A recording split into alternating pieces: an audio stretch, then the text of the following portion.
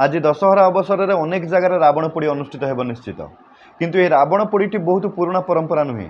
स्वाधीनता परे परे बनु समाज जे कि पाकिस्तान रू पलि आसी पार्टीशन समय से रांची ठारे प्रथम कर आरंभ करते रावण पोड़ी जहाँ सारा देश में धीरे धीरे स्प्रेड होता। तेज रावण को मृत्यु पर भौणी सुपर्णखा जार नाक कटा जाता ता विषय आउ कौटी भी आप पाइबेनि। मुझे जगह पढ़ी शुणी जे शुक्राचार्य जे असुर गुरु सी सुपर्णखा को लेकिन सेव कर रखी वंश विस्तार करते गोटे धर्म क्रिएट होता।